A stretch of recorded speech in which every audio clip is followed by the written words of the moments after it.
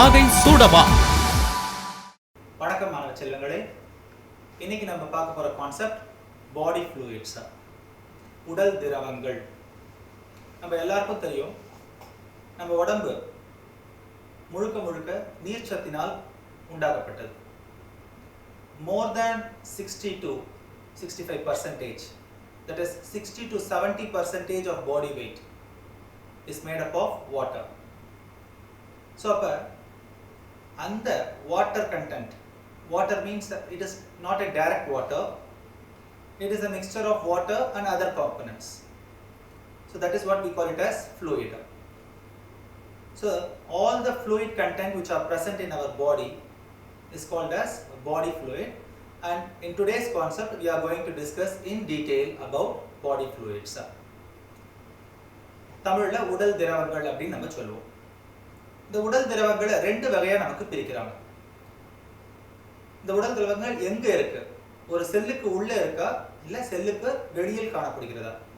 இருக்கும் இடத்தை பொறுத்து it has been categorized into two types, right? The first one is said to be the extracellular fluid. The second one is said to be the intracellular fluid. Extracellular fluid,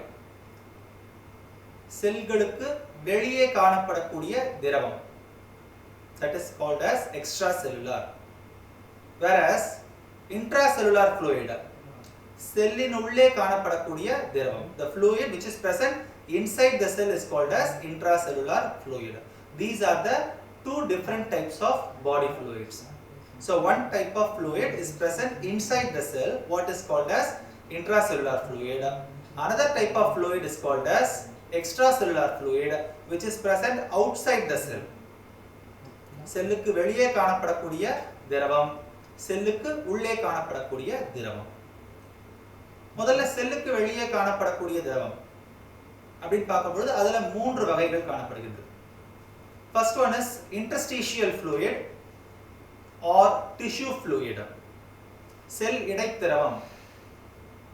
Next is plasma, இரத்தத்தில் காணப்படும் திரவம். The third one is lymph, நிணநீர் அப்படின்னு சொல்றோம். So இது மூணுமே செல்லை தாண்டி செல்லுக்கு வெளியில இருக்கக்கூடிய காணப்படுகின்ற திரவங்கள். செல் இடைத்திரவம், இரத்தத்தில் காணப்படக்கூடிய திரவம் பிளாஸ்மா, தென் நிணநீர் lymph.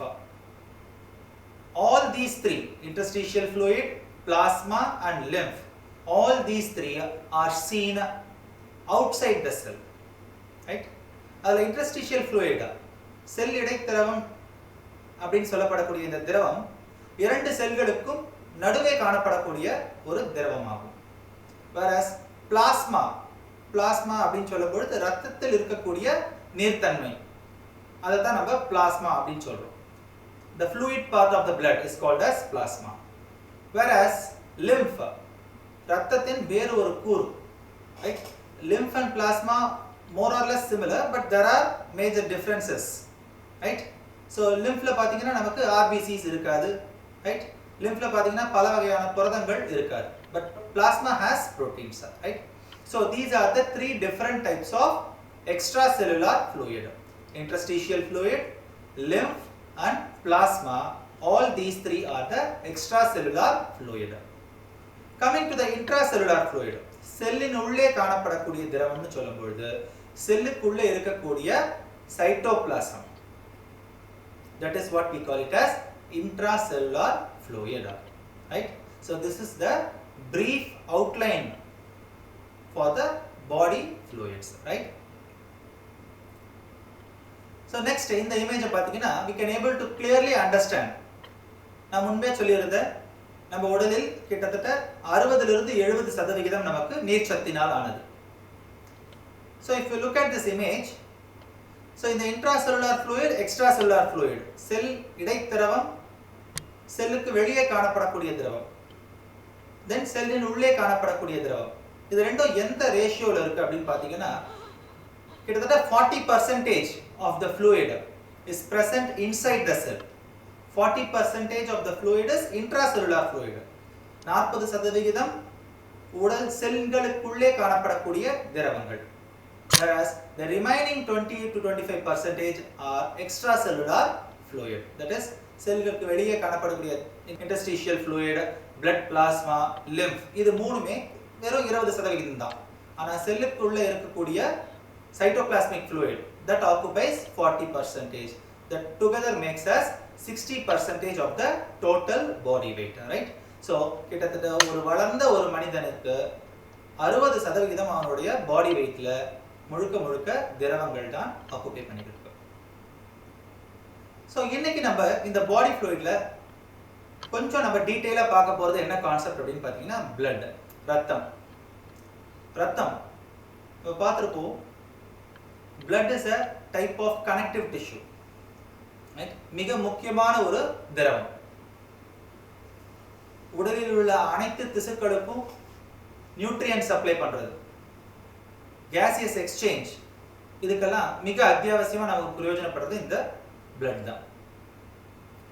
இந்த blood-ஐ பத்தி சொல்லும்பொழுது ஒரு வளர்ந்த ஆண் மகனின் உடல்ல பாத்தீங்கன்னா கிட்டத்தட்ட 6 லிட்டர் ரத்தம் இருக்கு. அதே மாதிரி ஒரு வளர்ந்த ஒரு முதிர்ந்த ஒரு பெண்மணியின் உடலில் கிட்டத்தட்ட 5.5 லிட்டர் அளவுக்கு ரத்தத்தை நம்மளால காண முடியும். இந்த blood எந்த வகையான டிஷ்யூ சேர்ந்தது அப்படின்னு சொல்லும்போது it is a connective tissue, moreover it is a fluid connective tissue, திரவ நிலையில் உள்ள இணைப்பு திசு. நம்ம முன்னமே போன கிளாஸ்ல எல்லாம் பார்த்திருக்கலாம், பல வகையான திசுக்கள் நம்ம பார்த்திருக்கோம். there are 4 major tissue systems: epithelial திசுக்கள், connective tissues, muscular tissue, neural tissue. so இப்படி 4 வகையான tissues இருக்கு.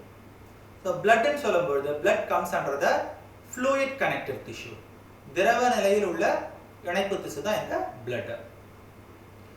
this blood, the blood ஓட components, blood எதால் ஆக்கப்பட்டுள்ளது? இரத்தத்துல வந்து 2 பகுதிகள் உள்ளன. the first part is called as fluid part, நீர் பகுதி, நீர்த்தன்மை. the second part is called as solid part, which is also called as formed elements. so both the fluid component as well as the formed elements together makes up the blood. the fluid part of the blood is named as plasma. இரத்தத்தில் காணப்படும் திரவ பொருளுக்கு பேரு plasma. அந்த திரவ பொருளான plasma இருக்கிறதுனால தான் நமக்கு ரத்தம் பாத்தீங்கன்னா ஒரு நீர்த்தன்மையோட இருக்கு. அந்த நீர்த்தன்மைக்கு காரணமா இருக்கிறது எதுன்னு பாத்தீங்கன்னா இந்த பிளாஸ்மா தான். சோ அந்த பிளாஸ்மா ரத்தத்தில் கிட்டத்தட்ட 55%, 55% of the body blood is plasma. along with the plasma, the remaining 45% are nothing but the formed elements. இந்த பிளாஸ்மாவில் மற்ற ஆக்கத்துகள்கள், formed elements ன்னு தமிழ்ல சொல்லும்போது ஆக்கத்துகள்கள். சோ ஒரு இடத்துல உற்பத்தி ஆகி இந்த பிளாஸ்மாவோட கலந்த பிற்பாடு தான் அதுக்கு பேரு ரத்தம். சோ ரத்தத்துல 2 பகுதி, பிளாஸ்மா பகுதி, that is the fluid part, திரவ நிலையில் உள்ள ஒரு பகுதி. அடுத்தது ஆக்கத்துகள்கள், formed elements அப்படின்னு சொல்லக்கூடிய cells, blood cells, red blood cells, WBCs and platelets, இதெல்லாம் ஆக்கத்துகள்கள்ல வரும். சோ இந்த ஆக்கத்துகள்கள் பிளஸ் நீர்ம பகுதியா இருக்கக்கூடிய இந்த பிளாஸ்மா இரண்டும் சேர்ந்த கலவை தான் நமக்கு ரத்தம் அப்படின்ற ஒரு இணைப்பு திசு. சோ நீங்க இமேஜ் பாத்தீங்கன்னா நமக்கு தெளிவா தெரியும், ரைட்? சோ அந்த பை சார்ட்ல பாருங்க, கிட்டத்தட்ட 55% of the blood is plasma. அதனால தான் ரத்தம் வந்து நீர்த்தன்மையோட இருக்கு. the remaining 40 to 45% is occupied by blood cells, RBC, WBC and platelets. so இந்த plasma பத்தியும் formed elements பத்தியும் one by one முதல்ல பார்ப்போம். plasma, ரத்த plasma பத்தி சொல்லும்போது the plasma is the component which gives the liquid nature of the blood. அந்த ரத்தத்தை எடுத்து அப்படி கீழே ஊத்தி பாத்தீங்கன்னா அந்த நீர்த்தன்மையோட ஒழுகும் தன்மையை கொடுக்கிறதுக்கு காரணமா இருக்கிறது இந்த ரத்தத்தில் உள்ள பிளாஸ்மாக்கள் தான். so this plasma is the liquid part of the blood.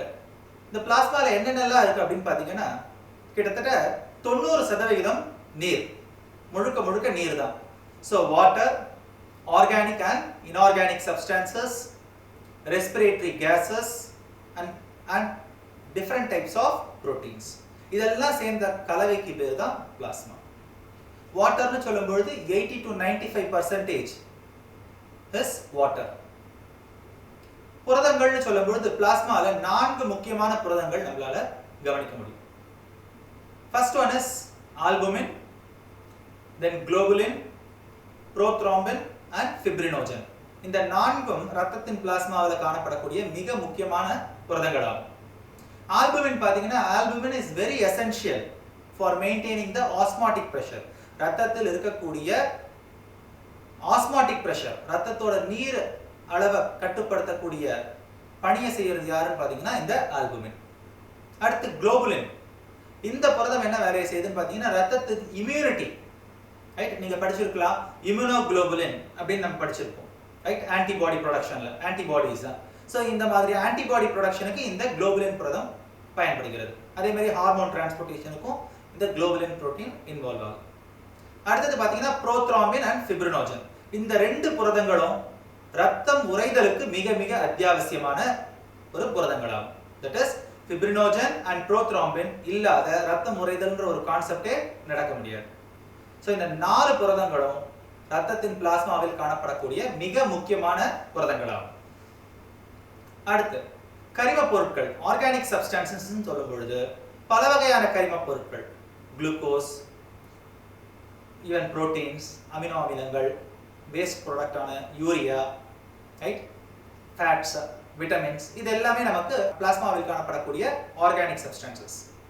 whereas inorganic substances கனிமங்கள்னு பார்க்கும்பொழுது பல வகையான தாது உப்புக்கள், chlorides, bicarbonates, sodium bicarbonate, right? So இந்த மாதிரியான சப்ஸ்டன்சஸ்லாம் கலந்த கனிம பொருட்களும் நமக்கு ரத்தத்தின் பிளாஸ்மாவில் காணப்படுகின்றது. Apart from that respiratory cases, சுவாச வாயுக்கள்னு சொல்லும் பொழுது முக்கியமா ஆக்சிஜன் கலந்திருக்கும். அதே போல கார்பன் டை ஆக்சைடு, மிக மிக சொற்ப அளவு நைட்ரிக் ஆக்சைடும் கலந்திருக்கு. So this is about the blood plasma. அப்ப பிளாஸ்மான்றது முழுக்க முழுக்க ரத்தத்தின் நீர்த்தன்மைக்கு காரணமா இருக்கக்கூடியது தான் இந்த பிளாஸ்மா. அடுத்தது பாத்தீங்கன்னா ஃபார்ம்ட் எலிமெண்ட்ஸ். ஸோ இப்ப ரத்தத்துல 2 பகுதின்னு சொன்னோம். ஒன்னு நீர் பகுதியான plasma, next part is formed elements, ஆக்கத்துகள்கள். ஸோ ஆக்கத்துகள்னு சொல்லும் பொழுது ரத்தத்தில் இருக்கக்கூடிய ஆக்கத்துகள்கள் 3 வகையாக இருக்கு. The first one is red blood cells or erythrocytes, இரத்த சிவப்பு அணுக்கள். The next one is white blood cells or leukocytes, வெள்ளை அணுக்கள். The third one is platelets, தட்டணுக்கள். இது 3ம் நமக்கு ரத்தத்தில் காணப்படக்கூடிய formed elements. ஏன் இந்த formed elements அப்படின்னு சொல்றோம்னா ஒரு இடத்துல உற்பத்தியாகி then ரத்தத்தில் இருக்கக்கூடிய பிளாஸ்மாவில் கலக்கின்றன. அதனால இதுக்கு பேரு formed elements. இத பத்தி ஒன் பை ஒன்னா பார்க்கலாம்.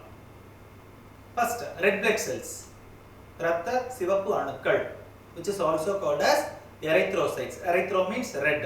ஏன்னா பார்க்கிறதுக்கு அது சிகப்பு கலர்ல இருக்கு. நம்ம ரத்தத்திலேயே மிக அதிகமா இருக்கக்கூடிய செல்கள்னு பாத்தீங்கன்னா இந்த RBCs. The most abundant cells in the blood is RBCs, red blood cell. கிட்டத்தட்ட 1 cubic millimeterல 5 to 5.5 million RBCs நம்ம பார்க்கலாம்.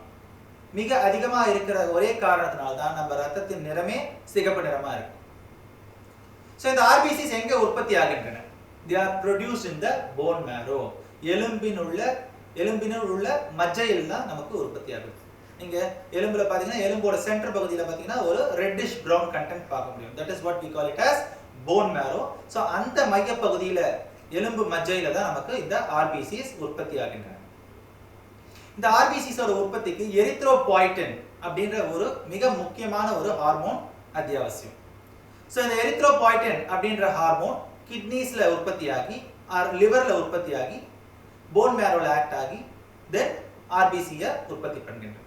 So the erythropoietin hormone which is secreted by the liver and the kidneys act upon the bone marrow and thereby producing the RBCs.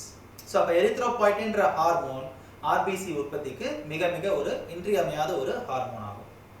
So இப்படி produce ஆகிற இந்த RBCs young stageல இருக்கும் பொழுது because it is a cell, it has nucleus and all the other components, whereas இந்த RBCகள் mature முதிர்ச்சி அடையும் பொழுது அதற்குள் இருக்கக்கூடிய நியூக்ளியஸ் சிறிது சிறிதாக அழிக்கப்படுகின்றன. அப்ப மெச்சூர் ஆர்பிசிஸ், ஹியூமனை பொறுத்த வரைக்கும் mature RPCs do not have nucleus. அதனால தான் enucleated cells. RBCs are enucleated cells. அவைகளில் எந்த வகையான உட்கரு மட்டும் இல்லாத உட்கருவும் இல்லை, மற்ற எந்த வகையான செல் நுண்ணுறுப்புகளும் அதுல நம்ம பார்க்க முடியாது. மைட்டோகாண்ட்ரியா, கோல்கி பாடிஸ், எண்டோபிளாஸ்மிக் ரெட்டிகுலம், இந்த மாதிரி எந்த பொருளும் நம்ம ஆர்பிசில பார்க்க முடியாது. They are purely dead cells. Mature RBCs are dead cells. அப்ப எப்படி சார் இது வந்து ஒரு இடத்துல இருந்து இன்னொரு இடத்துக்கு போய் ஆக்சிஜனை டிரான்ஸ்போர்ட் பண்ணுதுன்னா நம்ம சொல்றோமே எப்படின்னு பாத்தீங்கன்னா, இந்த RBCs are just flowing through the blood stream. அப்படியே எப்படி நம்ம ஆத்துல பொருள் எப்படி ஆத்துல ஒரு பொருளை போட்டா அப்படியே அடிச்சிட்டு போயிடுமோ, அந்த மாதிரி ரத்த ஓட்டத்துல அப்படியே அடிச்சிட்டு போறோம். பல்க் ஃப்ளோன்னு சொல்லுவோம் நம்ம. அந்த மாதிரி ரத்த ஓட்டத்துல அடிச்சிட்டு போய் தேவையான இடத்துக்கு அது ஆக்சிஜனை சப்ளை பண்ணுது. So they don't have nucleus. RBCs are enucleated. Right? The shape of the RBC, RBC ஓட shape பத்தி சொல்லணும்னா, it is a biconcave shape. இரண்டு பக்கமும் குழிந்த அமைப்பு. Right? ஒரு பாதுஷா மாதிரி இருக்கும் ஷேப். நீங்க பாதுஷா பாத்தீங்கன்னா மேல் பாகமும் கீழ் பாகமும் லைட்டா கம்ப்ரஸ் ஆயிருக்கும், ஓரத்துல மட்டும் நம்ம பல்ஜ்டா இருக்கும். So that is how the RBC is also seen. Biconcave shaped structure and fully it is red in color. The red color of the RBC is purely because of the pigment, a respiratory pigment. ஒரு சுவாச நிறமி பேர் பாத்தீங்கன்னா haemoglobin.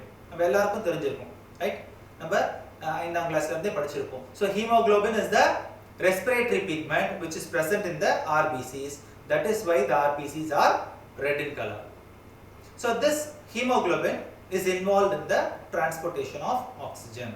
So இந்த haemoglobin இருக்கிறதுனால தான் நமக்கு ரத்த சிவப்பணுக்களுக்கு அந்த சிகப்பு நிறம் வர்றதுக்கு காரணமா இருக்கு. அது தவிர இந்த ஹீமோகுளோபின் இருந்தாதான் இந்த ஹீமோகுளோபின் தான் ஆக்சிஜன் மாலிக்யூல்ஸை கேப்சர் பண்ணிட்டு ஒரு இடத்துல இருந்து இன்னொரு இடத்துக்கு கொண்டு போய் கொடுக்கிறதுக்கு காரணமா அமைகின்றன. ஸோ இந்த ஆர்பிசிஸோட லைஃப் ஸ்பேன் சொல்லும் பொழுது கிட்டத்தட்ட 110 இருந்து 120 நாள் வரைக்கும் ஆக்டிவா சர்க்குலேஷன்ல இருக்கும். After 120 days, it will enter into the spleen.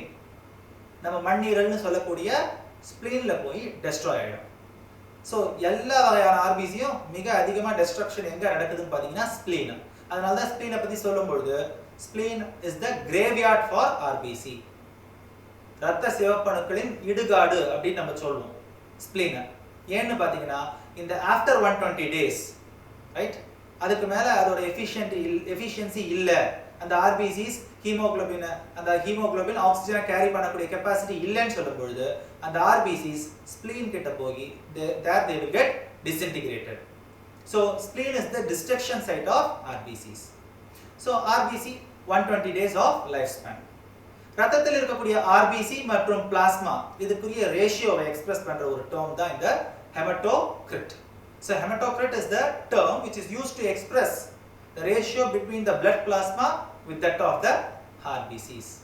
RBCs ஓட முக்கியமான ஒரு பணின்னு சொன்னா transportation of the respiratory gases through the hemoglobin. Hemoglobin சொல்லும் பொழுது ஹீம் அயன் கண்டென்ட் இருக்கக்கூடிய ஒரு குளோபின், ரைட்? அடுத்தது WBC, white blood cells, which is also called as leukocytes. So leukocytes ன்னு சொல்லும் பொழுது they are colorless. Leukonaவே colorless, white. Colorless cells, amoeboid.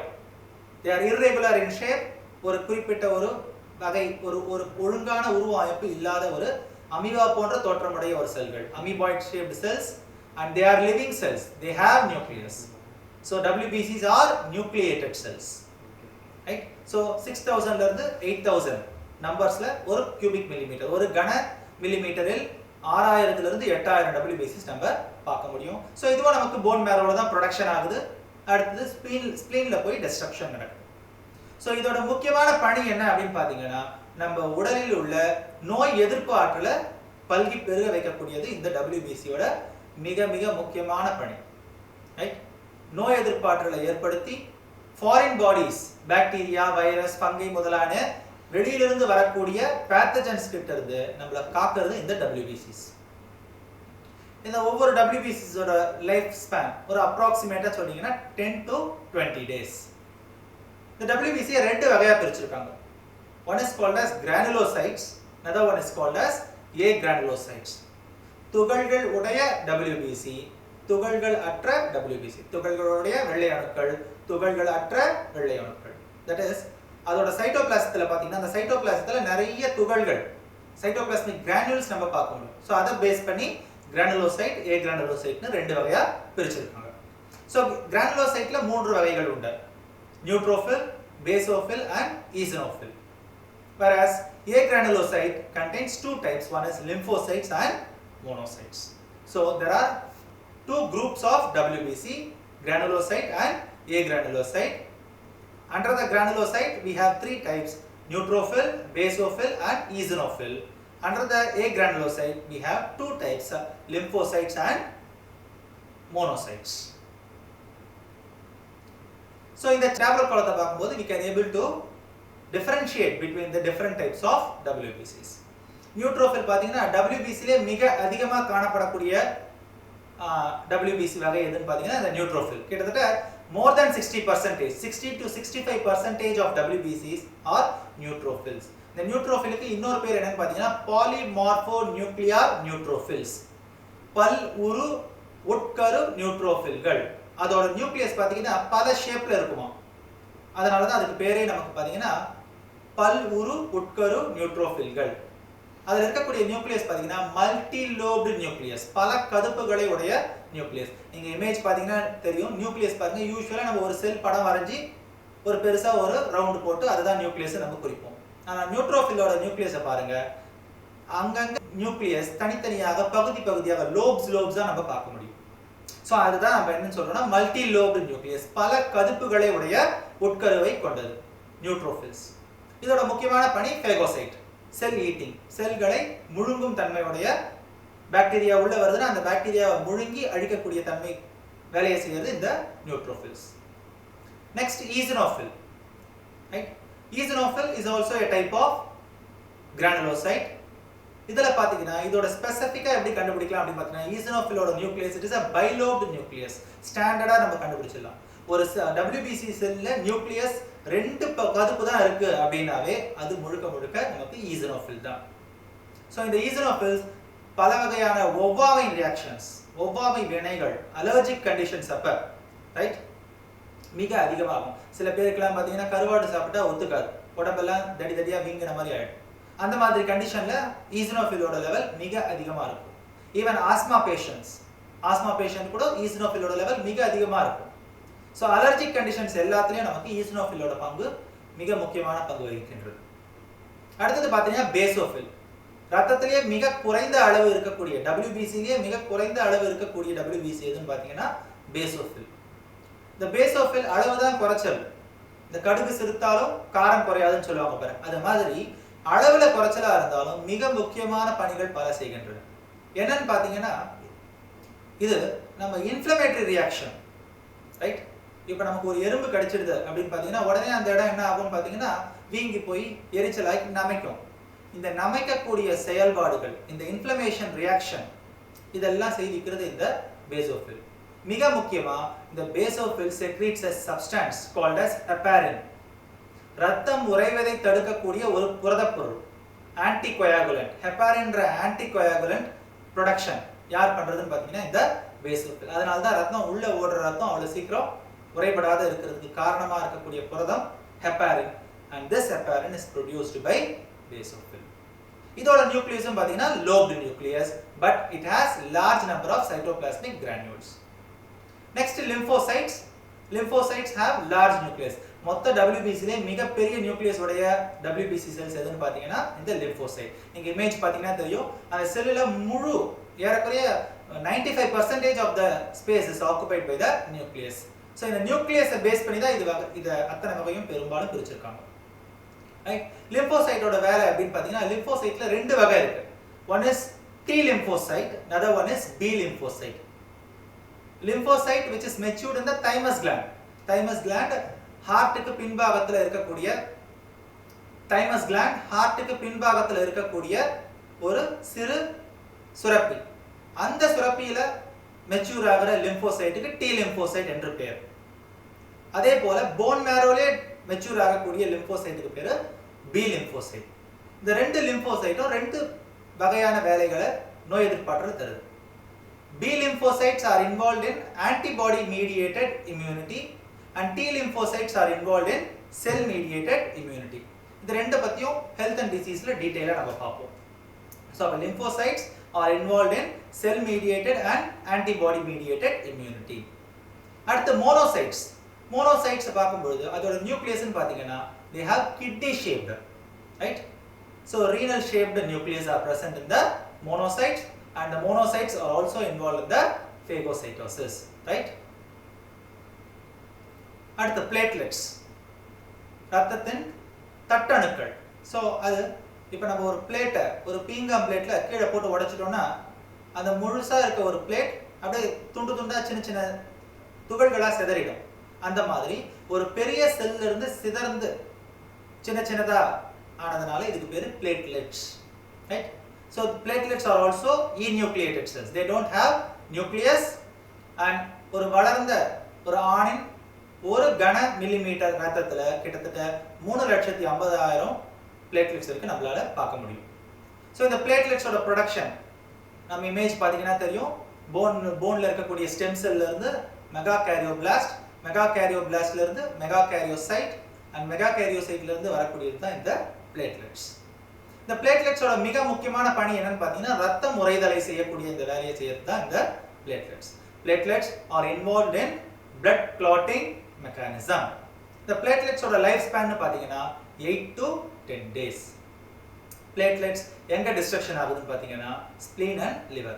Almost all the formed elements of the blood, that is RBC, WBC, platelets, இது மூணுமே spleen and liver இது ரெண்டு இடத்துல தான் நமக்கு டிஸ்ட்ரக்ஷன் ஏற்படும், right?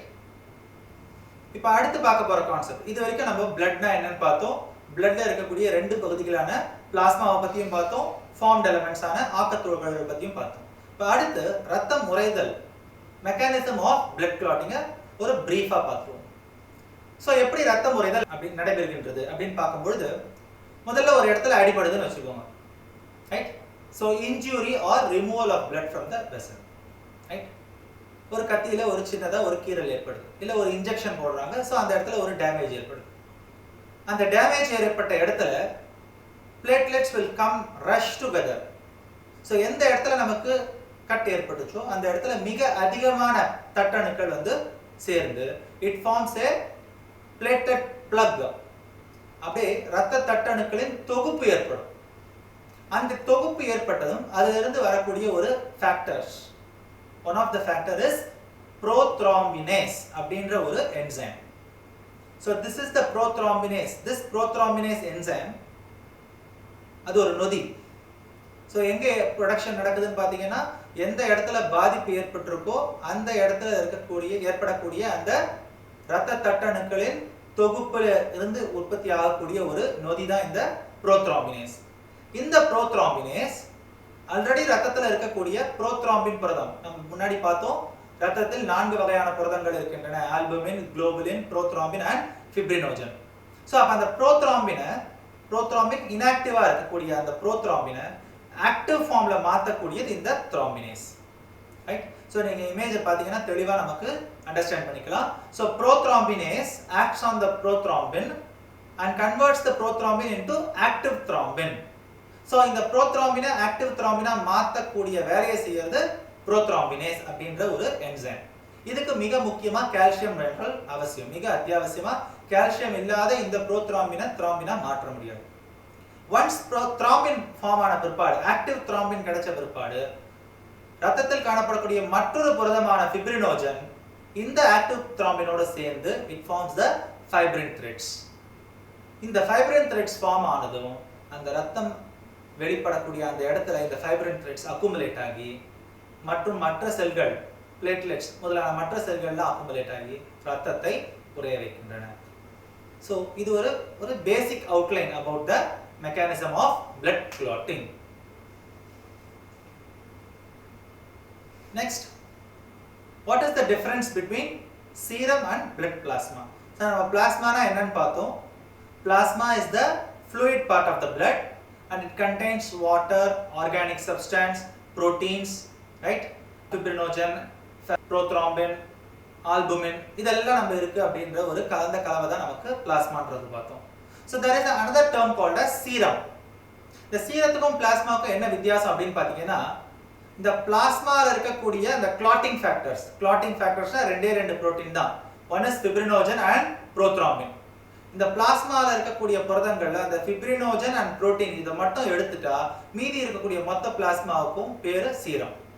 Serum equals to plasma minus clotting factor. அப்ப பிளாஸ்மால இருந்து ஃபிப்ரினோஜன் அண்ட் ப்ரோத்ராம்பின் ரெண்டு புரதத்தை எடுத்த பிற்பாடு பாக்கி இருக்கக்கூடிய அந்த பிளாஸ்மாவுக்கு இப்ப அது பிளாஸ்மான்னு பேர் சொல்லக்கூடாது. We have to call it as serum. So this is the difference between serum and blood plasma. இப்போ நம்ம பாடி ஃப்ளூயிட்ஸ்னா என்னன்னு பார்த்தோம், பாடி ஃப்ளூயிட்ஸோட வகைகள் என்னென்னு பார்த்தோம், பிளட்டை பற்றி பார்த்தோம், பிளட்டில் இருக்கக்கூடிய காம்பனன்ட்ஸ் பிளாஸ்மாவின் கண்டென்ட் என்னென்னு பார்த்தோம், தென் ஃபார்ம்ட் எலிமெண்ட்ஸோட டைப்ஸ் எல்லாம் பார்த்தோம். இன்னைக்கு நம்ம பார்த்த இந்த கான்செப்டை பேஸ் பண்ணி நீட்ல என்ன மாதிரியான கேள்விகள் கேட்கப்படலாம், இந்த கான்செப்ட்ல இருந்து ப்ரீவியஸ் இயர்ல என்னென்ன மாதிரியான கேள்விகள் கேட்கப்பட்டிருக்கு அப்படின்றத ஒன் பை ஒன்னா பார்ப்போம். ரைட், ஃபர்ஸ்ட் क्वेश्चन நம்பர் 1 கேள்வி பார்ப்போம். Identify the pair of leukocytes which are concerned with phagocytosis. Option A eosinophil and basophil, option B neutrophil and heterophil, option C monocytes and neutrophils, option D basophils and lymphocytes. So இதுதான் கேள்வி. நமக்கு இந்த கேள்வியை நம்ம படிக்கணும். இந்த நீ எக்ஸாம்ஸை பொறுத்த வரைக்கும் எந்த எக்ஸாமா இருந்தாலும் முதல்ல கேள்வியை நம்ம தெளிவா முழுக்க படிக்கணும். அதுக்கப்புறம் அந்த கேள்வியை அனலைஸ் பண்ணிட்டு ஃபைனலா we have to come to a conclusion. Right? So மேம்போக்கா ஒரு கேள்வியை என்னைக்குமே படிச்சுட்டு நம்ம ஆன்சர் சொல்லக்கூடாது. ஸோ இந்த கேள்வியில என்ன கேட்டிருக்காங்க பாருங்க, identify the pair of leucocytes. கீழ்காணும் லியூகோசைட் மீன்ஸ் WBC. கீழ்காணும் வெள்ளை அணுக்களில் எந்த வெள்ளை அணு cell eating mechanism that is ஃபேகோசைட்டோசிஸோட சம்பந்தப்பட்டது, ரைட் அப்படின்னு கேள்வி கேட்டிருக்கோம். ஒன் பை ஒன்னா பார்ப்போம் எது கரெக்ட் ஆன்சர்னு தெரியும். ஆப்ஷன் ஏல என்ன கொடுத்திருக்காங்க பாருங்க, ஈசினோஃபில் அண்ட் பேசோஃபில். ஈசினோஃபில் நமக்கு தெளிவா தெரியும், eosinophils are involve in allergic reactions whereas basophils are involved in inflammation reaction. அப்ப ஃபர்ஸ்ட் ஆப்ஷன் கண்டிப்பா கிடையாது. ஏனா பேர்ல ரெண்டுமே கரெக்ட்டா இருக்கணும். ஒன்னு கரெக்ட்டா இருந்து ஒன்னு தப்பா இருந்தாலும் தப்பு. இங்க ஃபர்ஸ்ட் ஆப்ஷன்ல பாத்தீங்கன்னா ரெண்டுமே நமக்கு தப்பு, eosinophil and basophil. So first option is incorrect. Second option neutrophil and heterophil. Neutrophil is involved in phagocytosis. So one option is right, whereas and ஏனா பேர்னு கேட்டிருக்கான்.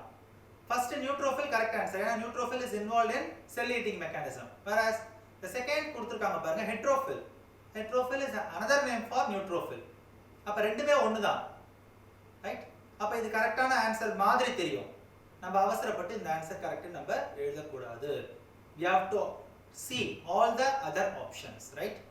அடுத்த ஆப்ஷன் என்ன கொடுத்திருக்காங்க பாருங்க, monocytes and neutrophils.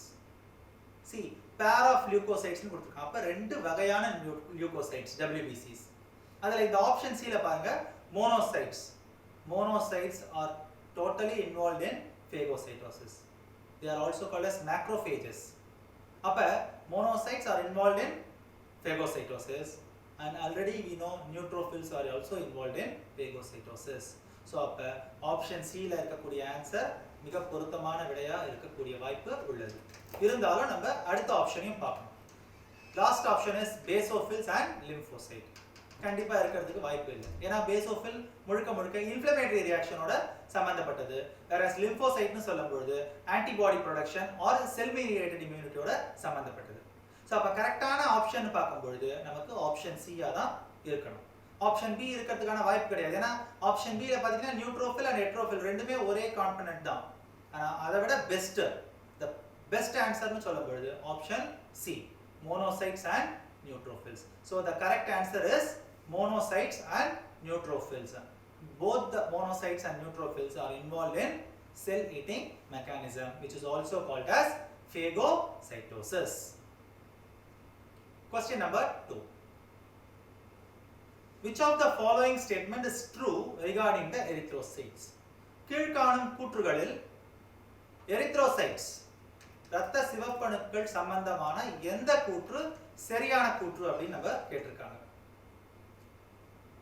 First, they are capable of synthesizing hormones. நம்ம RBC பத்தி படிக்கும்போது சொன்னோம், RBC are enucleated cells and moreover they don't have any sort of cell organelles. அப்போ ஒரு செல்லுக்குள்ள எந்த ஆர்கனலுமே இல்லன்ற பொழுது எப்படி ஹார்மோன்ஸ் மெக்கானிசம் நடக்கும்? there is no metabolic activities. அப்ப ஹார்மோன் ப்ரொடக்ஷன்ன்றது நடக்கிறதுக்கு வாய்ப்பே கிடையாது. அப்ப ஃபர்ஸ்ட் ஆப்ஷன் தவறான option. So they are capable of synthesizing hormones. RBCs cannot synthesize hormones. Second option, all the cell organelles are absent except mitochondria. நீங்க பாருங்க இந்த ஆப்ஷன்ல முதல்ல ஒரு பாதி ஸ்டேட்மென்ட் கரெக்ட்டா இருக்கு. all the cell organelles are absent. இத நம்ம பார்த்தோம்னா இந்த பாதியை மட்டும் பார்த்தோம்னா கரெக்ட்ன்ற மாதிரி தெரியும்.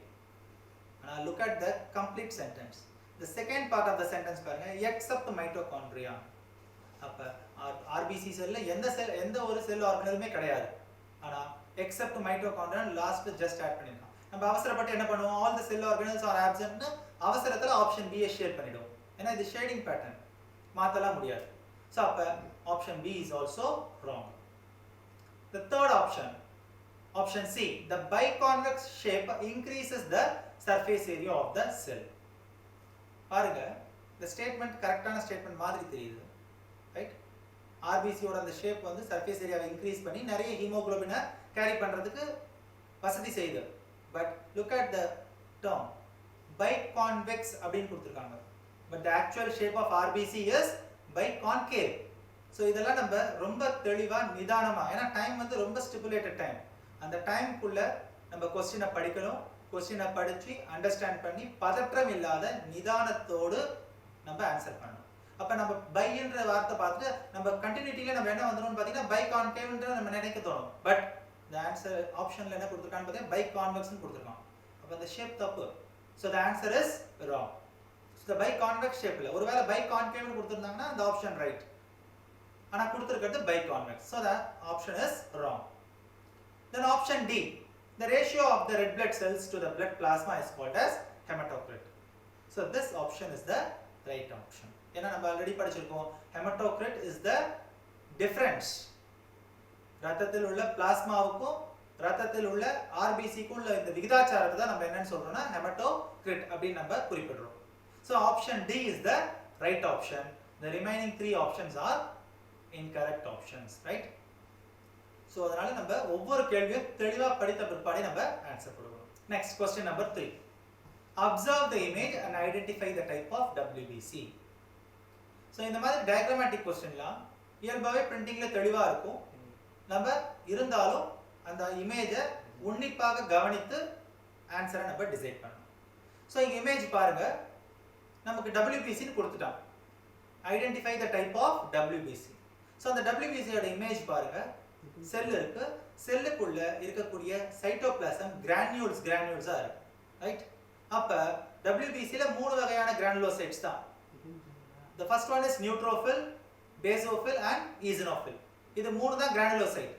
The remaining two, lymphocyte and monocyte, A granulocyte. அதுல granules பார்க்க முடியாது. அப்ப கொடுத்திருக்க ஆப்ஷன்ல பாத்தீங்கன்னா ஆப்ஷன் D lymphocyte கண்டிப்பா கிடையாது. ஏன்னு பாத்தீங்கன்னா இது granulocyte. granulocyteனா granules இருக்கு. ஆனா lymphocyte is a A granulocyte. So option D கட்டாயமா ஆப்ஷன் D இருக்க முடியாது. The remaining three என்னன்னு பாத்தீங்கன்னா neutrophil, eosinophil and basophil. நியூட்ரோஃபில சொல்லும்போது it is a multi-lobed nucleus னு முன்னாடி படிச்சிருக்கோம். பல கதுப்புகளை உடைய நியூக்ளியஸ். ஆனா இங்க இருக்கிறது பாத்தீங்கன்னா ரெண்டே கதுப்பு. அப்ப இந்த bilobed nucleus, அதனால தான் நம்ம ஆரம்பத்துல படிக்கும்போது சொன்னேன், bilobed nucleus is the characteristic feature of eosinophil. basophil இருக்க முடியாது. ஏன்னு பாத்தீங்கன்னா basophil is also multi-lobed. So அப்ப கொடுத்திருக்க ஆப்ஷன்ல A neutrophil is multi-lobed nucleated and option C basophil is also multinucleated. lymphocyte is they don't have lobed nucleus. lymphocyte ல ஒரே nucleus தான், lobes எதுவும் கிடையாது.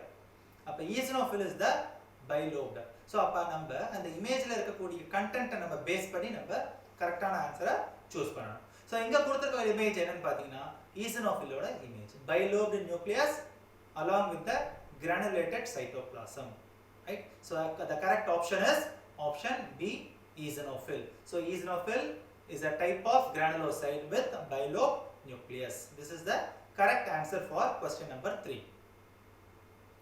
Next, question number 4. Which of the following is the incorrect match of WBCs with its function? So கொடுக்கப்பட்டுள்ள வெள்ளை அணுக்கள் சரியாக பொருந்தாத அதன் செயல்பாடோடு பொருந்தாத இணையை தேர்ந்தெடுன்னு சொல்லி கொடுத்திருக்காங்க. So first one கொடுத்திருக்காங்க என்னன்னு பார்ப்போம். Neutrophils are involved in phagocytosis. Correct. Neutrophils are always involved in the cell eating mechanism. So the first option is correct. ஆனா நமக்கு என்ன சொல்லிருக்காங்க, தவறான இணையை தேர்ந்தெடுத்து எழுதுக அப்படினு சொல்லிருக்காங்க. Incorrect statement or mismatched pair அப்படினு சொல்லிருக்காங்க. So அப்ப first one வந்து கரெக்ட்டா மேட்ச் ஆயிருக்கு. So that is not the correct answer. The second one, eosinophils are associated with allergic reactions. Yes, it is true. Eosinophils are always involved in the allergic reactions. ஒவ்வாமை சம்பந்தமான விஷயங்கள்ல பாத்தீங்கன்னா eosinophil தான் involve ஆகும். The third one, basophils. Basophil secretes heparin. So this is the correct answer. But we have to check the last option also. T lymphocytes produce antibodies. பாருங்க இந்த last ஆப்ஷனும் ஒரு மாதிரி கரெக்டா இருக்க மாதிரி தெரியுது. ஏன்னா lymphocyte antibody production அப்படி நம்ம எல்லாம் படிச்சிருப்போம், நிறைய படிச்சிருப்போம், நமக்கு இன்ஃபர்மேஷன் நிறைய தெரிஞ்சிருக்கும், நாலேஜ் இருக்கும். பட் அந்த இடத்துல while you are in the examination hall அந்த பதற்றம் அந்த டென்ஷன்ல நம்ம அவசரப்படுறது மறந்து போகிறதுக்கோ இல்ல மிஸ் அண்டர்ஸ்டாண்ட் பண்ணிக்கிறதுக்கோ நிறைய வாய்ப்பு உண்டு. ஏன்னா lymphocyteன்னு சொல்லும்போது antibody production கட்டாயம் உண்டு. lymphocyteல பாத்தீங்கன்னா B lymphocytes are involved in antibody production, whereas T lymphocytes are involved in cell mediated immunity. அப்ப நம்ம அங்க கொஞ்சம் தடுமாறதுக்கான வாய்ப்பு உண்டு. அப்ப நம்ம படிக்கக்கூடிய கான்செப்டை மிக தெளிவா படிச்சு அண்டர்ஸ்டாண்ட் பண்ணிக்கிட்டா மட்டும்தான் இந்த மாதிரி கேள்வியில இருந்தா நம்ம எஸ்கேப் ஆக முடியும். basophil secretes heparin is the correct option. So அப்ப ஆப்ஷன் C நமக்கு வரதுக்கான வாய்ப்பு இல்ல. Option D is the right option. T lymphocytes produce antibodies என்றது தவறான ஒரு இடை. ஏனா B lymphocytes are involved in the antibody production. T lymphocyte முழுக்க cell mediated immunity தான் கொடுக்குமே தவிர B lymphocytes only involved in the antibody production. So the correct answer is option D. T lymphocytes produces antibodies. This is the mismatch, right? Incorrectly matched option, because B lymphocytes are involved in antibody production, whereas T lymphocytes are involved in cell mediated immunity. The next question, question number 5. Identify the A and B of the following steps in the blood clotting mechanism. So இந்த பாருங்க இந்த இமேஜ்ல, right, it is a equation. அதுல சில இடத்துல A and B ன்னு அப்படி indicate பண்ணி அந்த A ல என்ன கண்டென்ட் வரும், B ல என்ன கண்டென்ட் வரும்னு கேக்குறாங்க. சோ இதெல்லாம் கொஞ்சம் நம்ம மூளையை யூஸ் பண்ணி பதில் அளிக்க வேண்டிய கேள்விகள். சோ ஆப்ஷன் பாருங்க. ஃபர்ஸ்ட் ஆப்ஷன்ல A இருக்கக்கூடிய இடத்துல கால்சியம், B இருக்கக்கூடிய இடத்துல த்ரோம்போபிளாஸ்டின். சோ இந்த ஈக்குவேஷன் எதை காமிக்குதுன்னு பாத்தீங்கன்னா blood clotting mechanism. So prothrombin, you know, prothrombin is the protein that is present inside the blood, and this prothrombin inactive formல இருக்கக்கூடிய இந்த prothrombin activate ஆகி thrombin ஆ மாறணும்னா என்ன காம்போனன்ட் வேணும் அப்படினு பாத்தீங்கன்னா முதல்ல அந்த A குரிய ஆப்ஷனை செக் பண்ணி பாப்போம். சோ A க்கு என்ன ஃபிக்ஸ் ஆகும்னு பாத்தீங்கன்னா கால்சியமா, குளோரினா, கால்சியமா, விட்டமின் K ஆ. ஏன்னா கால்சியம் நம்ம படிச்சிருப்போம், calcium is very essential to convert the prothrombin into thrombin along with thrombokinase. நம்ம படிச்சோம் thrombokinase is the enzyme that is involved in the conversion of prothrombin into thrombin. So இந்த conversion நடக்கும் பொழுது அசோசியேட்டா நமக்கு என்ன வேணும்னு பாத்தீங்கன்னா கால்சியம் அயான்ஸ் தேவை. சோ அப்ப கால்சியம் தேவைப்படும் பொழுது ரெண்டு ஆப்ஷன்ல நமக்கு கால்சியம் இருக்கு. ஆப்ஷன் A லயும் நமக்கு கால்சியம் இருக்கு, ஆப்ஷன் B C லயும் நமக்கு கால்சியம் இருக்கு. அப்ப மீதி ரெண்டு ஆப்ஷன் தவறான ஆப்ஷன். அடுத்து B ல என்ன கொடுத்திருக்காங்கன்னு பாக்கும்போது thrombin combines with component B and gives the fibrin. அப்ப component B என்னவா இருக்கும் அப்படினு பாத்தீங்கன்னா thrombin combines with fibrinogen. thromboplastinோட combine ஆகாது, ஏன்னா thromboplastin is the enzyme. So அப்ப option C is the right option. So அப்ப prothrombin in the presence of calcium converted into thrombin. The thrombin combines with fibrinogen and gives rise to fibrin. So this is the proper answer for the question number 5, and the option is Option C. A. Calcium and B. Fibrinogen. Calcium is highly essential mineral which is involved in the conversion of prothrombin into thrombin, and that prothrombin combines with fibrinogen and convert the fibrinogen into fibrin. Right? அடுத்த கேள்வி. Question number 6. So this question is a assertion and reason type of question. Right? So இதெல்லாம் வந்து ஒரு complicated நம்மளோட புத்திசாலித்தனத்தை test பண்ணக்கூடிய ஒரு கேள்வி தான் இந்த assertion and reason. சில சமயத்துல assertion reason ரெண்டும் ஒத்து போற மாதிரி இருக்கும். பட் கொஞ்சம் நம்ம கேர்லெஸ்ஸா இருந்தா கூட ஆன்சர் நம்ம தப்பா எழுதக்கூடிய வாய்ப்புகள் உண்டு. First assertion. Assertion means ஒரு ஸ்டேட்மென்ட் கொடுத்துருவாங்க. அந்த ஸ்டேட்மென்ட் சரியா தப்பான்னு நம்ம அண்டர்ஸ்டாண்ட் பண்ணிக்கணும். அந்த ஸ்டேட்மென்ட்டுக்கும் கீழே கொடுத்து இருக்கக்கூடிய ரீசன் அதுவும் சம்பந்தம் எந்த வகையில சம்பந்தப்படுது, சரியா இருக்கா இல்ல தவறா இருக்கா இல்ல ரெண்டுமே சரியா இருக்கா அப்படின்றதெல்லாம் நம்ம அனலைஸ் பண்ணி finally we have to decide. Right? First assertion என்ன சொல்லிருக்காங்க பாருங்க. Heparin is an anticoagulant found in mammals. Yes, this statement is right statement. Heparin is an anticoagulant. ரத்தத்தில் இருக்கக்கூடிய பேசோஃபில்ஸ் உற்பத்தி செய்யக்கூடிய ஒரு புரோட்டீன் தான் இந்த heparin. It is a anticoagulant. ரத்தம் உறையாமல் தடுக்கக்கூடிய ஒரு பொருள் தான் இந்த ஹெப்பாரின். ரைட்? மேமல்ல பாலூட்டிகள்ல காணப்படக்கூடிய ஒரு பொருள். The statement assertion is right. What about the reason? So regarding the reason, heparin prevents the conversion of prothrombin into thrombin. Right? So இந்த anticoagulant prothrombina thrombina மாற விடாத தடுக்குது. ஏன்னா நம்ம clotting mechanismத்துல பாத்தீங்கன்னா prothrombin active thrombina மாறின பிற்பாடு once thrombina மாறின பிற்பாடு fibrinogen will convert into fibrin. அப்ப blood clotting நடக்கும். Whereas இந்த heparin இருக்கிற ஒரே காரணத்தினால prothrombin cannot be converted into thrombin. So the reason is also right and the reason is the correct explanation for assertion. So both the statements, assertion is right and reason is also right, and moreover reason explains the R. So in the கேள்வியில both A and R are true and R is the correct explanation for A. Right? So heparin is the anticoagulant produced by the mast cells of the body which also prevents the conversion of prothrombin into thrombin. அடுத்த கேள்வி. Name the blood cells whose reduction in the number can cause clotting disorder leading to excessive loss of blood from the body. So எந்த ஒரு blood cell குறைவு ஏற்பட்டா இரத்தப்போக்கு அதிகமா இருக்கும். இதெல்லாம் கொஞ்சம் டைரக்ட் क्वेश्चंस, ரைட்? ஈஸியா அண்டர்ஸ்டாண்ட் பண்ணிக்கலாம். சோ இது நீட் 2016 நீட்ல கேட்கப்பட்ட ஒரு கேள்வி. சோ ஆப்ஷன்ஸ் பாப்போம். thrombocytes, erythrocytes, leukocytes and neutrophils. கண்டிப்பா எல்லாருக்கும் தெரிஞ்ச ஒரு ஆன்சர் தான் thrombocytes. ஏனா பிளேட்லெட்ஸோட இன்னொரு பேர் என்னன்னு பாத்தீங்கன்னா thrombocyte. நீங்க பாருங்க ஃபர்ஸ்ட் எடுத்த உடனே thrombocyte கரெக்ட்டான ஆன்சர். thrombocyteனா தான் platelets are involved in clotting. நம்ம டிக் அடிச்சிட்டு போயிடலாம். ஆனாலும் நம்ம நாலு ஆப்ஷனை பார்க்கணும். ஏன்னு பாத்தீங்கன்னா சில சமயம் என்ன பண்ணிருப்பான், thrombocytes, B ஆப்ஷன்ல erythrocyte, C ஆப்ஷன்ல leukocyte, D ஆப்ஷன்ல platelets னு கொடுத்திருப்பான். அதுக்கு கீழ options கொடுத்திருப்பான். A only or A and B or B and C and A and D இப்படி ஆப்ஷன்ஸ் கொடுத்திருப்பான். சோ இதெல்லாம் நம்ம கொஞ்சம் கூர்ந்து கவனிக்கணும். சோ இங்க நமக்கு டைரக்ட்டா கொடுத்ததனால பிரச்சனை இல்லை. So the correct option is option A, thrombocytes, which is also called as platelets that are involved in the clotting mechanism, right? அடுத்த கேள்வி. Question number 8. Which of the following is correct? So this is the question which was asked in AIPMT 2015. Right? So options பாருங்க. Blood equals to plasma plus WBC plus RBC plus platelets. Option B, plasma equals to blood plus lymphocytes. இது சாத்தியமே இல்லாத ஒரு option. ஏன்னா bloodோட lymphocyte மட்டும் இல்ல. ஏன்னா plasmaன்னு சொல்லும்போது இந்த blood componentன்றது சேராது. ஏன்னா bloodக்குள்ளே நமக்கு plasma content இன்வால்வ் ஆகிருக்கு. இப்போ plasma equals to blood plus lymphocyteன்றது ஒரு கரெக்டான ஆப்ஷனா கண்டிப்பா இருக்க முடியாது. ஆப்ஷன் C பாருங்க. serum equals to blood plus fibrinogen. fibrinogen னு சொல்லும்போது fibrinogen is the blood clotting factor. serum னு சொல்லும்போது serum is the plasma without fibrinogen and prothrombin. clotting factor இல்லாத பிளாஸ்மாக்கு பேர் தான் நம்ம சீரம்னு படிச்சிருக்கோம். அப்ப fibrinogen இருக்கக்கூடிய blood வந்து சீரம் நம்ம சொல்ல முடியாது. So option C is also incorrect. The last option, lymph equals to plasma plus RBC plus WBC. லிம்ஃப்னு சொல்லும்போது பிளாஸ்மா ஓகே ஓரளவுக்கு ஓகே, WBC கண்டிப்பா இருக்கும் லிம்ஃப்ல. RBCன்ற கண்டென்ட்டே லிம்ஃப்ல கிடையாது.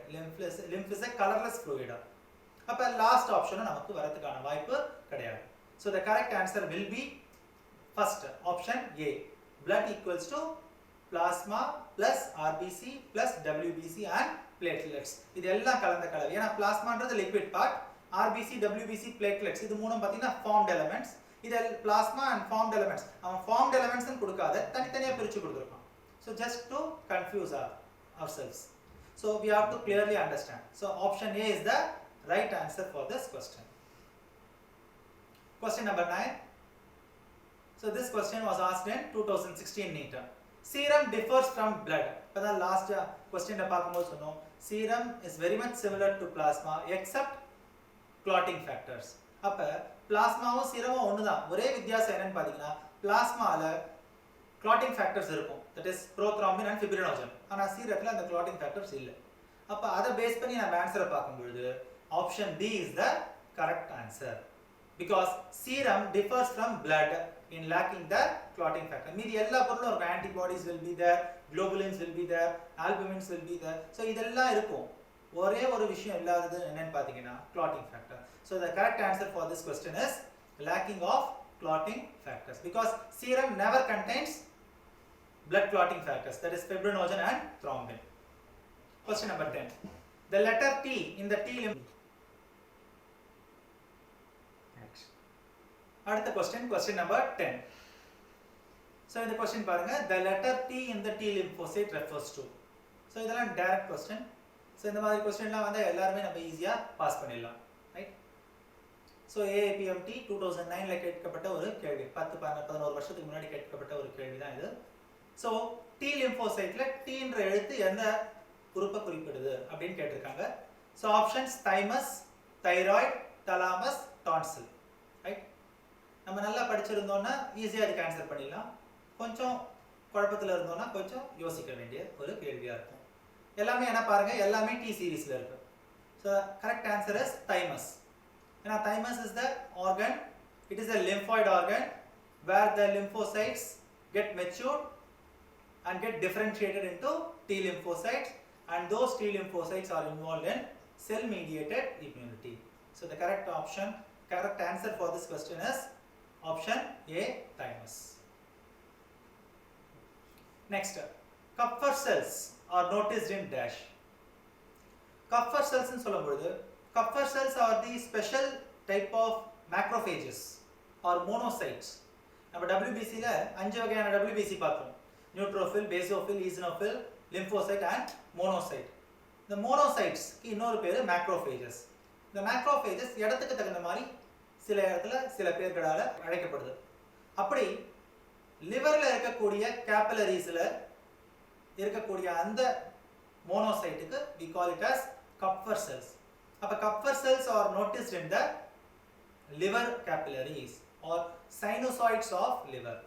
Sinusoids னு சொல்லும்போது அந்த கேபிலரிஸ்ல நிறைய fenestrations. இந்த கேபிலரிஸ் ஏற்கனவே ரொம்ப மெலிசான ஒரு குழாய்கள் தான் அந்த capillaries.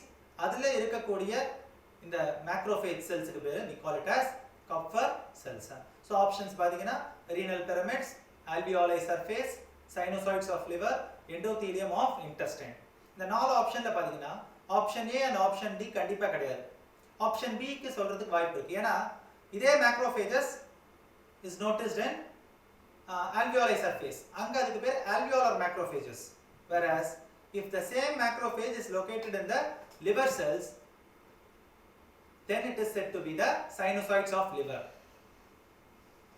So the correct option is option C, sinusoids of liver. Next question number 12. Identify the odd one from the following. So இது பாருங்க क्वेश्चन ஒரு வேகா இருக்க மாதிரி தெரியுது. So we have to clearly understand. So options பார்த்தா தான் நமக்கு question understand ஆகும்.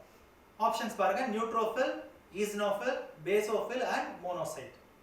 இந்த ஆப்ஷன்ஸ்ல பாத்தீங்கன்னா முதல் மூணு ஆப்ஷனும் it comes under the granulocyte, whereas the last option monocyte is the agranulocyte.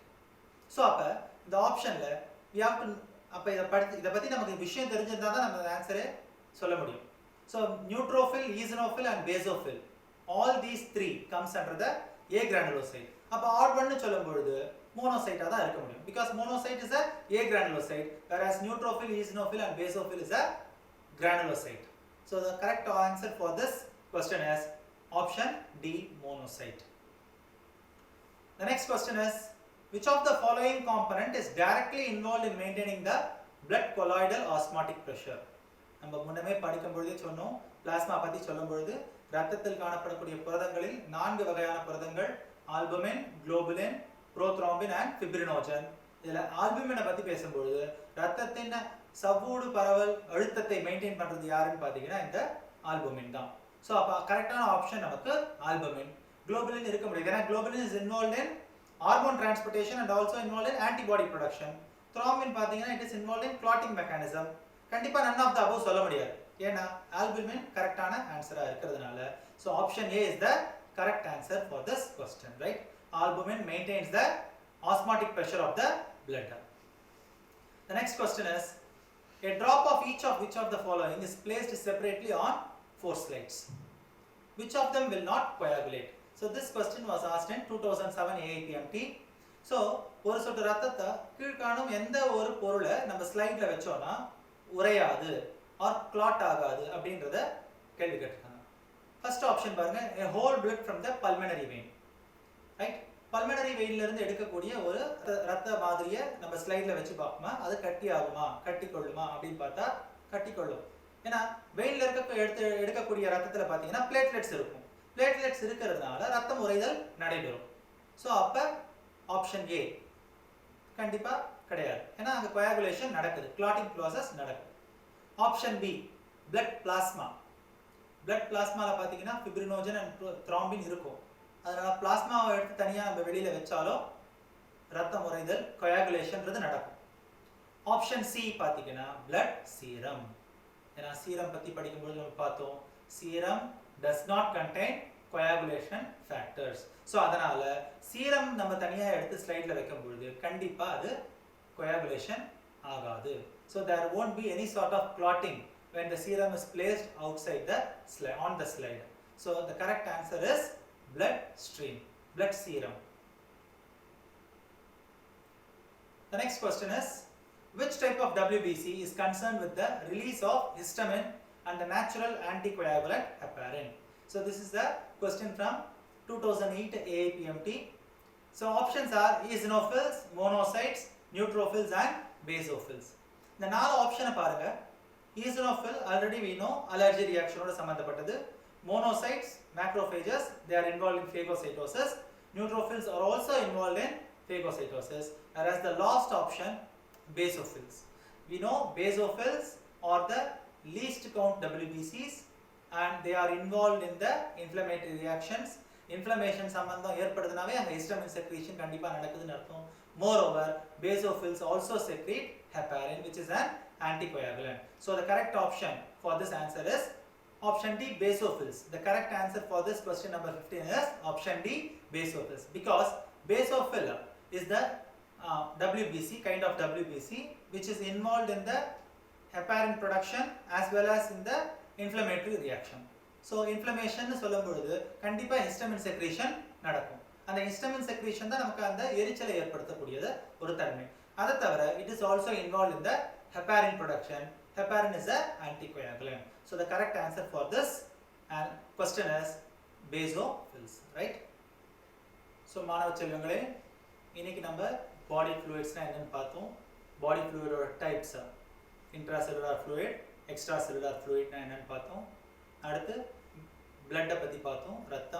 ரத்தத்துல இருக்கக்கூடிய components, fluid component, that is plasma, and formed elements, that is RBC, WBC and platelets.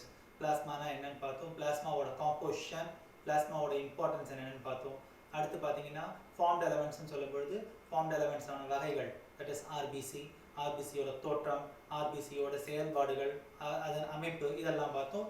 next WBC யோட வகைகள், right? WBC யோட தோற்றம், அதோட வாழ்நாள், அது எங்க destroy ஆகுது, இத பார்த்தோம். next platelets ஓட functions, then mechanism of blood clotting and difference between blood plasma and blood serum, இதெல்லாம் பார்த்தோம். next இது சம்பந்தமான கேள்விகள், எந்த மாதிரியான கேள்விகள் நமக்கு கேட்கப்படலாம், அதே மாதிரி எந்த மாதிரியான கேள்விகள் முன்னாடி நடந்த நீட் மற்றும் ஏஐபிஎம்டி எக்ஸாம்ல கேட்கப்பட்டிருக்குன்றத நம்ம தெளிவாக டிஸ்கஸ் பண்ணோம்.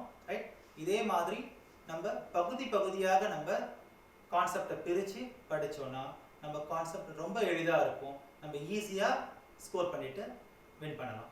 Right, hope this session will be a useful one. Let us meet in the next episode. Thank you. இந்நிகழ்ச்சியை பற்றிய தங்களின் மேலான கருத்துக்களை கீழ்கண்ட முகவரிக்கு கடிதம் மூலமாகவோ மின்னஞ்சல் மூலமாகவோ குறுஞ்செய்தி மூலமாகவோ தெரியப்படுத்தலாம். அனுப்ப வேண்டிய முகவரி: சிறப்பு அலுவலர், கல்வி தொலைக்காட்சி, 8ஆம் தளம், அண்ணா நூற்றாண்டு நூலகம், காந்தி மண்டப சாலை, கோட்டூர்புரம், சென்னை 6085. தொலைபேசி எண் 7824015000.